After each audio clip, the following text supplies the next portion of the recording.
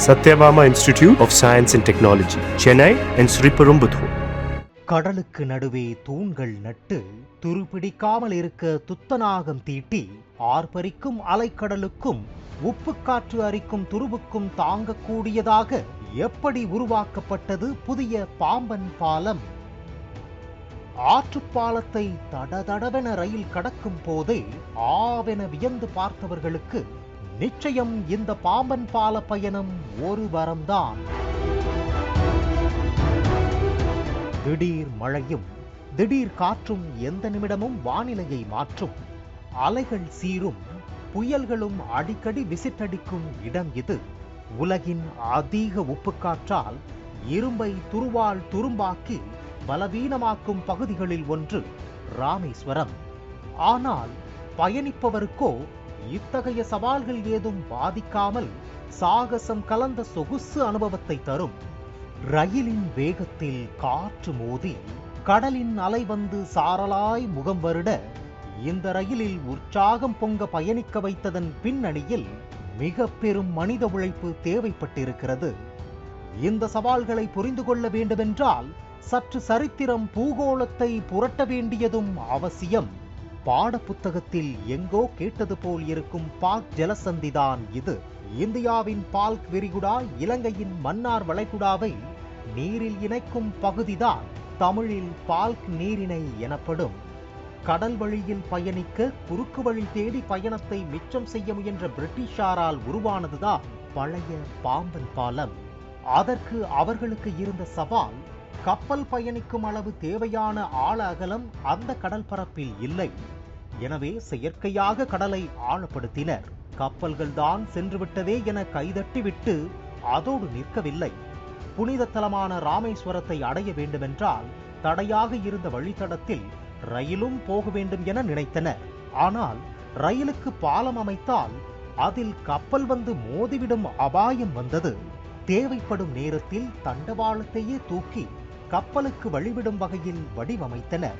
108 ஆண்டுகள் கடந்தும் சிறப்பாக இயங்கிய இந்த பாலத்தில் 2022 டிசம்பரில் கடைசியாக ரயில் சென்றபோது பால தூண்களின் பலவீனத்தால் அதிர்வு சத்தம் அதிகரித்து மிரட்டியது. ஆச்சமடைந்த தென்னக ரயில்வே ஆபத்து ஏதும் நேரும் முன் விழித்துக் கொண்டது. அந்த பாலத்தில் ரயில்கள் கடக்க தடை விதித்தது. அன்று முதல் ராமேஸ்வரத்திற்கு தேசத்துடனான ரயில் தொடர்பு துண்டானது. 3 மாதங்களுக்கு ஒருமுறை துருப்பிடிக்காமல் இருக்க பெயிண்ட் அடித்து வந்தனர். தூண்களில் துருவேறியதாலும் அதன் நூற்றாண்டு உழைத்து கலைத்த முதுமையாலும் வேறு வழியின்றி ஓய்வு கொடுத்து உறங்க வைத்தனர். தனுஷ்கோடியை புரட்டி போட்ட புயலுக்கும் நிலநடுக்கங்களுக்கும் தாங்கி நின்று கம்பீரமாக காட்சியளித்த பாலம் தற்போது கட்டமைக்கப்பட்ட புதிய பாலத்தை ஏக்கத்தோடு பார்த்து நிற்கிறது. இதில் பழையது போல அதிகம் துருவேறாது இருக்க 3 முறை துத்தநாகம் அதிகமுள்ள பெயிண்ட் தீட்டியிருக்கின்றனர். 3 மாதங்களுக்கு பதில் 3 ஆண்டுகளுக்கு ஒரு முறை இனி மீண்டும் துத்தநாகம் அடித்து புதுப்பித்தால் போதுமானது. இந்த பாலத்தின் அடுத்த சவால் காற்று. மணிக்கு 58 கிலோமீட்டர் வேகத்தில் காற்றடித்தால் கூட பாலத்தில் ரயிலின் இயக்கம் நிறுத்தப்படும்.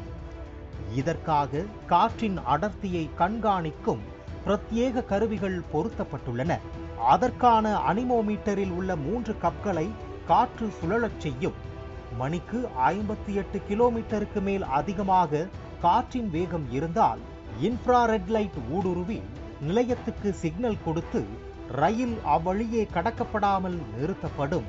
ரயில் கட்டுப்பாட்டு நிலையத்தில் இருந்து ஸ்டாப் சிக்னல் வரவிட்டாலும் கூட இது தானியங்கியாக நிறுத்தப்படக்கூடிய வாய்ப்பும் உள்ளது. பழைய பாலத்தை சீரமைக்க பணியாளர்கள் படகில்தான் செல்ல வேண்டும். ஆனால் இதற்கு பிரத்யேக வழித்தடமும் தூக்கு பாலத்துக்கு மேலே பிரத்யேக இயக்க அறைகளும் அதில் அவர்களுக்கு வசதியாக காற்றின் ஈரப்பதத்திலிருந்து பணியாளர்களுக்கு தூய குடிநீர் வழங்கும் வசதிகளும் கூட செய்து கொடுக்கப்பட்டுள்ளன. பாலத்துக்கு கீழ் பெரிய கப்பல் கூட எளிதாக கடக்கும் வகையில் 81 டிகிரி அளவுக்கு செங்குத்தாக தூக்கி வழிவிடும் தன்மை கொண்டது. இந்த பாலத்தில் கடலுக்கு அடியில் தூண்கள் அமைத்து 99 கர்டர்கள் கொண்டு இணைக்கப்பட்டுள்ளன. இதற்காக இரும்பு தூண்கள் கடலுக்கு அடியில் கிட்டத்தட்ட 125 அடி ஆழத்துக்கு அஸ்திவாரமாக இறக்கி அதனுள் சிறப்பு கான்கிரீட் கலவையை ஊற்றி வடிவமைத்திருக்கின்றன. இந்த தூண்களுக்கான இரும்பு பில்லர்கள் சரியான அளவில் கிடைக்காததால் பிரத்யேகமாக டிசைன் செய்து உருவாக்கப்பட்டுள்ளது. ஏற்கனவே இருந்த பாலம் கடலின் மட்டத்தில் இருந்து கிட்டத்தட்ட 41 அடி உயரத்திலேயே இருந்தது. ஆனால் அதிகரிக்கும் கடல் மட்டம், அலைச்சீற்றத்தால் அபாயங்களை கருத்தில் கொண்டு புதிய பாலமானது கிட்டத்தட்ட 50 அடி உயர்த்தப்பட்டுள்ளது.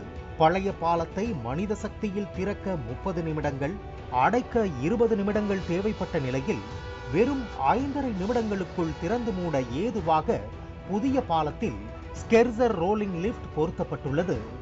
இத்தனை சவால்களையும் மீறி 2.08 கிலோமீட்டர் நீளத்திலான புதிய பாலம் மனித உழைப்பு, தொழில்நுட்ப முன்னோடித்துவத்தோடு சேர்ந்து 550 கோடி மதிப்பில் உருவாகி உள்ளது. இந்த பொறியியல் அற்புத கட்டுமானத்தை ராமரின் பிறந்த நாளான ராமநவமி என்று பிரதமர் மோடி திறந்து நாட்டு மக்களுக்கு அர்ப்பணித்தார். ராமேஸ்வரத்தில் இருந்து ரயில் மூலம் தாம்பரம் சென்ற பள்ளி மாணவர்கள் மூவர்ண கொடியை அசைத்தபடி மகிழ்ச்சி பொங்க அதில் பயணித்தனர். வாரந்தோறும் சென்னை தாம்பரத்துக்கும் ராமேஸ்வரத்துக்கும் இடையே செல்லும் ரயிலில் பயணித்தால் இந்த பாலத்தை, அற்புதத்தை நீங்களும் ரசிக்கலாம். Satyabama Institute of Science and Technology, Chennai and Sriperumbudur.